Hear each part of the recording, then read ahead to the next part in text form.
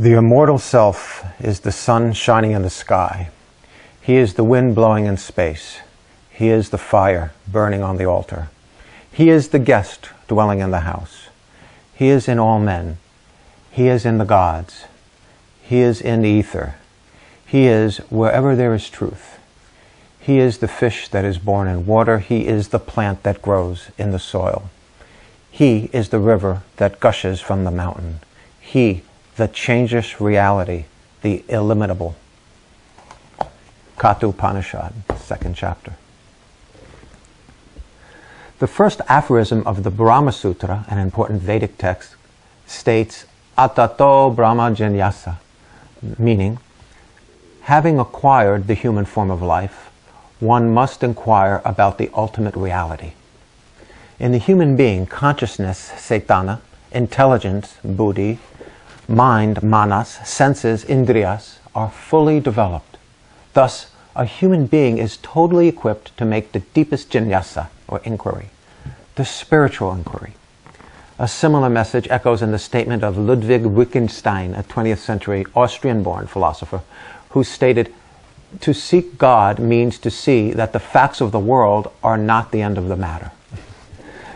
This, then, is the most important duty of the human being. Therefore, everything should be utilized to conduct this inquiry, including the works of the scientists, religious figures, poets, and artists. In a nutshell, this is the view of Ayurveda regarding the prime duty of humanity. Inquiry, jinyasa, is the fundamental quality of life. Everyone and everything inquires about something or other. An amoeba inquires about the location of water and nutrients. A sunflower inquires about the location of the sun. In the course of human life, we experience different obstacles like sickness, unhappiness, old age, and many other varieties of suffering. We naturally search for solutions to these problems. Every question is a kind of inquiry. However, unless a person is eventually awakened to the position of questioning his true nature and the nature of the world, he is not to be considered a full human being. Humanity begins when this sort of inquiry is awakened in the mind. Inquiry is not only the beginning of wisdom, it is our purpose. We should seek to know about things that are beyond what we can perceive with our senses alone. Now, distracted by our logical, rational minds, we invent machines like the electron microscope, telescopes, to try to satisfy our curiosity. But it is not enough to simply extend our senses. We must, at some point, continue our inquiry into the mystery of life through means other than our limited senses and their artificial extensions. But how? Mother Teresa gives us a clue. God gave us faculties for our use. Each of them will receive its proper reward. Then do not try to charm them to sleep, but permit them to do their work until divinely called to do something higher. But more than being an opportunity, this inquiry is viewed as the prime duty of the awakened man or woman. Consider the emphatic language in the 3rd chapter of the Taittiriya Upanishad. Yato wa imani bhutani jayante, yena jatani jivanti, yat prayant yabhisam vishanti, tad vijijasasva, tad parameti. That from which all beings are born, that by which, having been born, they are sustained, that into which they merge when they die. Seek verily to know that. That is Brahman. The ability to inquire about the ultimate truth of life makes the human being uniquely different from all other forms of life. There are indeed many paths which lead to the realization of the ultimate truth. Jnana Yoga, the path of knowledge, is one of those paths. It is a process of learning to discriminate between what is real and what is not, what is eternal and what is not eternal. Through a gradual progression in the realization of the real and the unreal, of what is eternal and what is temporal, one develops deeper and deeper understanding. This is essentially a path to enlightenment through knowledge and discrimination, and has been described as being the shortest but steepest path to enlightenment, and perhaps the most difficult one. Life can be seen as an eternal process of joyous spiritual discovery and growth.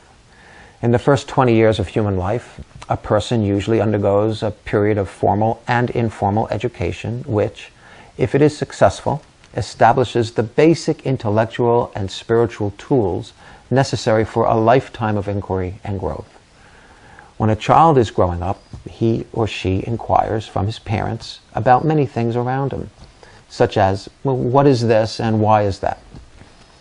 Then, when the individual reaches physical maturity in early adulthood, he or she becomes responsible for their own further progress, which now depends entirely on the efforts they themselves make.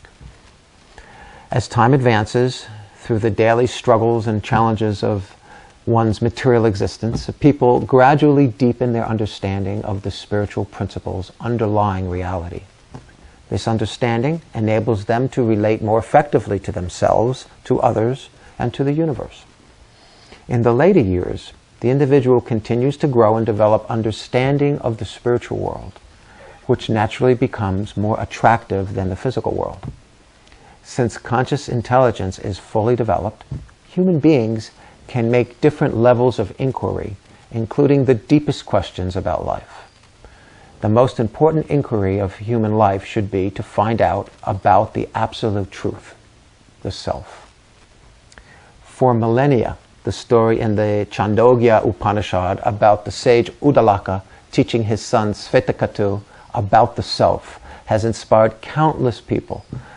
Time after time, using many different examples, Uddalaka establishes the existence of the absolute self as the source of all, concluding each time with the exhilarating words, "This is the soul, the subtle essence of all that is.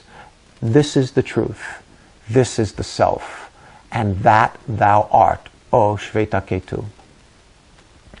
Even those that do not yet have direct knowledge of the truth of these words, "Thou art that," Tattvamasi, are somehow curiously moved upon hearing them, knowing perhaps subconsciously of their truth. Deeply moved, seekers throughout the ages have been awakened to the path of self-inquiry by Uddalaka's confident declaration that they too are that. So this is the purpose of life.